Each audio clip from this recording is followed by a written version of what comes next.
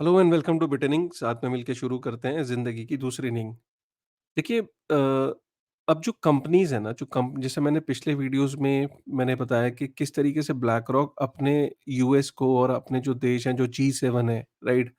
So black rock basically कुछ नहीं है, ब्लैक रॉक भी एक तरीके से जी7 का पपेट है। सो अगर आप देखो तो जी7 को पूरी दुनिया जो जी7 कंट्रीज़ हैं, उनको अगर पूरी दुनिया पे राज करना होता है, तो उनको भी तो कोई एक हेल्प चाहिए ना, एक उनके जिसे कहते हैं ना कि एक मैकेनिज़्म चाहिए पूरी दुनिया पे राज करने का, तो ब्लैक रॉक उनका एक वन ऑफ द मैकेनिज़्म है। अब ब्लैक रॉक उन्हें ये सजेस्ट कर रहा है कि भई अगर तुम्हें नेक्स्ट लेवल ऑफ ग्रोथ चाहिए, तो तुम्हें क्रिप्टो के थ्रू ही ग्रोथ मिल सकती है, राइट? तुम सिटिज़न्स को कितना टैक्स करोगे? आप यकीन नहीं करोगे, डेवलप्ड कंट्रीज़ में 50% से ज़्यादा तक इनकम टैक्स है, 50% 45% तक इनकम टैक्स है। और कितना तुम अपने सिटिज़न्स को करोगे? अगर सिटिज़न्स को ज़्यादा जब टैक्स करने लगते हो, तो सिटिज़न्स के अंदर जो है वो रिवोल्ट कर देते हैं, रेवोल्यूशंस आ जाते हैं, तख्ते पलट हो जाते हैं, राइट? अगर उन्हें ज़्यादा करोगे। टैक्स तुम कर नहीं सकते। डेवलपिंग कंट्रीज़ में तुम इन्वेस्ट करोगे, तो डेवलपिंग कंट्रीज़ में ऑलरेडी एक रेजिस्टेंस है डेवलप्ड नेशंस को लेके, एक नैरेटिव है कि नहीं, ये डेवलप्ड कंट्रीज़ जो होती हैं, ये खून चूसती हैं। इसका फ़ायदा चाइना उठा रहा है। चाइना बहुत सारी डेवलपिंग कंट्रीज़ में पहले से ही एंटर किया हुआ है, राइट? इसके बारे में वीडियो और डेप्थ में बनाऊँगा फ्यूचर में, लेकिन फ़िलहाल इतना आसान नहीं है कि किसी भी डेवलपिंग कंट्री में जाके आप इन्वेस्ट कर दोगे और वहाँ से फिर वो आप बेनिफिट रीप करना शुरू कर दोगे। डेवलपिंग कंट्रीज़ के अंदर भी जागरूकता आई है। अफ्रीका के अंदर भी कई ऐसे देश हैं अफ्रीका में भी, जिन्होंने यूएस डॉलर को बोल दिया है कि भैया यूएस डॉलर को यूज़ नहीं करेंगे। और काफ़ी सारी रेजिस्टेंस है वहाँ पे।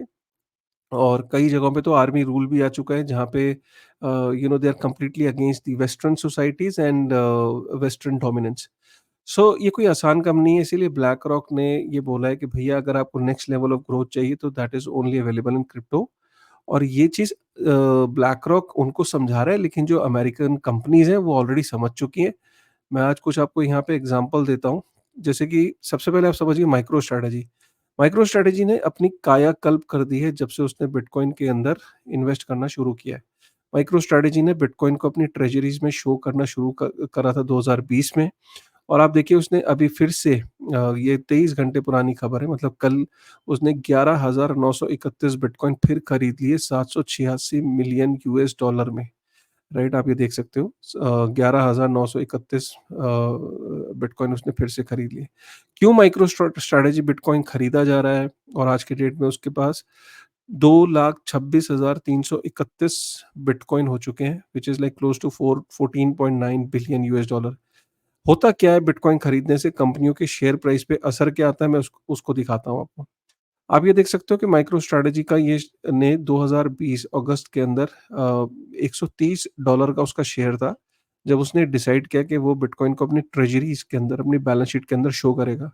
उसके बाद से उसका शेयर प्राइस जो है वो 1300, इनफैक्ट अगर मैं अभी लेटेस्ट देखूँ तो $1500 के आसपास उसका शेयर प्राइस चल रहा है। सोचिए $130 का शेयर, और आज वो चल रहा है $1500 पे। ऐसे ही एक दूसरी कंपनी है मेटा प्लैनेट, जो कि जापान की एक पब्लिक लिस्टेड कंपनी है। उसने जब डिक्लेयर किया 8 अप्रैल को कि वो बिटकॉइन को अपने बैलेंस शीट पे शो करेगी एज़ अ ट्रेजरी एसेट, तो उसमें 326% का शेयर प्राइस में उसका इंक्रीज़ आया। ऐसे ही एक तीसरी कंपनी है सेम्बलर साइंटिफिक, ये भी अमेरिकन कंपनी है। जब से उसने ये अनाउंस किया है, 28 मई को उसने अनाउंस किया था, तब से उसके शेयर प्राइस में 60% का उछाल आ गया। ऐसे ही आपका डीफाई टेक्नोलॉजीज़ है, उसके शेयर प्राइस पे भी 68% का उछाल आया था, उसके बाद उसमें थोड़ी बहुत करेक्शन आई।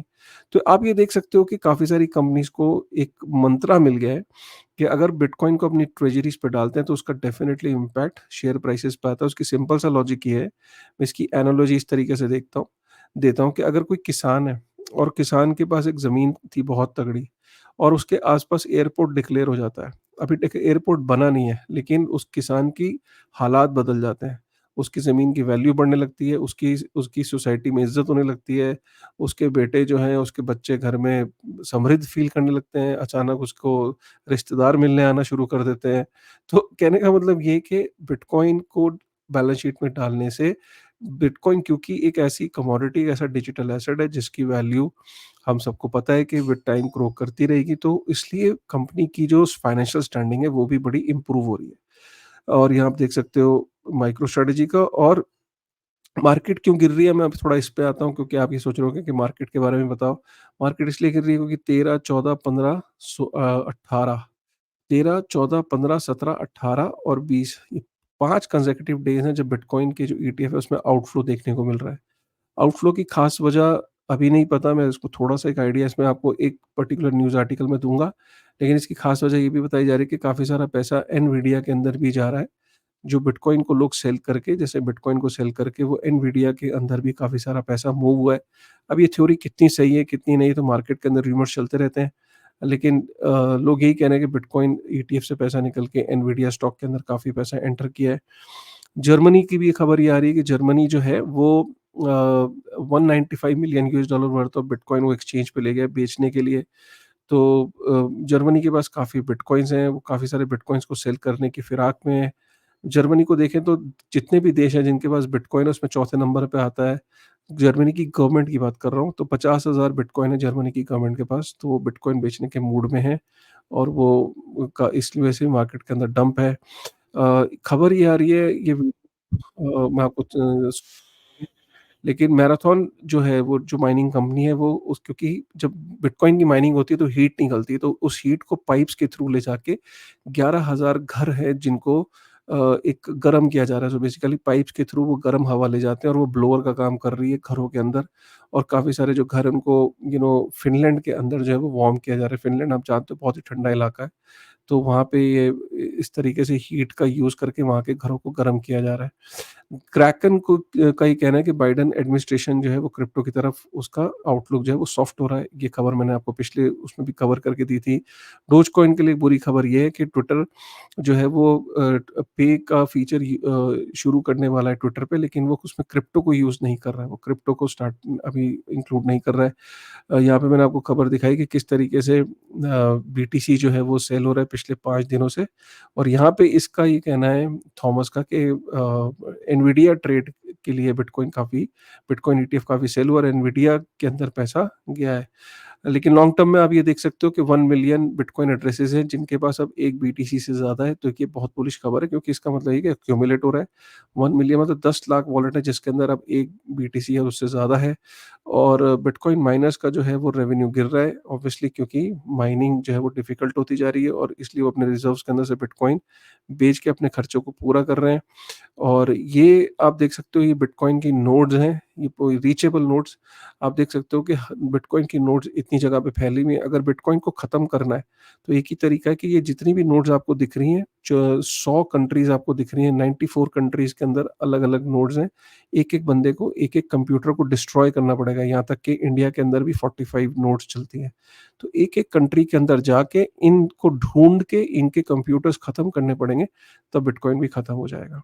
राइट? जिन कंप्यूटर्स पे ये नोड्स हैं, जिन कंप्यूटर्स पे ये कॉपी है लेजर की, इसको खत्म करना पड़ेगा, तो बिटकॉइन भी खत्म हो जाएगा। क्या ये पॉसिबल है? आज आप खुद देख लो इस लिस्ट को। और उसके बाद फेडरल रिज़र्व का ये है कि इस साल मतलब 2025-2026 में काफ़ी रेट कट्स एक्सपेक्टेड है। और लेकिन इस साल से 25 बेसिस पॉइंट का जो रेट कट ही सिर्फ़ देखने को आपको मिल सकता है। और यहाँ पे आप देख सकते हो कि बैंक्स के बुरे हाल है अमेरिका के अंदर। 500 बिलियन यूएस डॉलर का अनरियलाइज्ड लॉसेस का मतलब ये है कि लॉस हो चुका है, जो एसेट खरीदी थी वो लॉस में चल रही है, बस उसे अभी फाइनली बेचा नहीं है। और बुक्स के अंदर जो है अभी बुक नहीं किया है, लेकिन मार्केट के अंदर वो ऑलरेडी जो एसेट है वो लॉस में चल रहा है, मैच्योर हो गया है। आज अगर वो उसको बेच देते हैं उस एसेट को, तो वो लॉस में है। तो ऑलरेडी 500 बिलियन यूएस डॉलर के लॉस में वहाँ के बैंक्स। तो ये बहुत बुरा हाल है। 2022 से ऑनवर्ड्स ये लॉसेस जो हैं वो बढ़ते ही चले जा रहे हैं। तो ये था। और थैंक यू वेरी मच। आपको पता ही होगा कि हमने 50,000 सब्सक्राइबर यूट्यूब पे क्रॉस कर लिए। फिर से एक बार बहुत सारा धन्यवाद, थैंक यू। बहुत ही हाइलाइटेड मोमेंट है। लोग सोच रहे होंगे कि सर इतनी बड़ी बात भी नहीं है। ट्रस्ट मी, ये बहुत बड़ी बात है इस चैनल के लिए, क्योंकि चैनल हमेशा से आपको एजुकेशन देता रहा। कभी यहाँ पे मेरे कहने पे 5 कॉइन ले लो वाली वीडियो कभी नहीं देखने को मिले। आपने सिर्फ़ एजुकेशन को सपोर्ट किया है। ये सिर्फ़ आपकी वजह से है, क्योंकि आपने विश्वास जताया कि मैं जो कर रहा हूँ वो ठीक कर रहा हूँ और आप उसे देख रहे हो। तो थैंक यू वेरी मच यार, इस इन्फॉर्मेशन और इस न्यूज़ को एप्रिशिएट करने के लिए और मुझे सपोर्ट करने के लिए। Thank you very much. फिर से मिलते हैं एक नए वीडियो में। तब तक के लिए थैंक यू।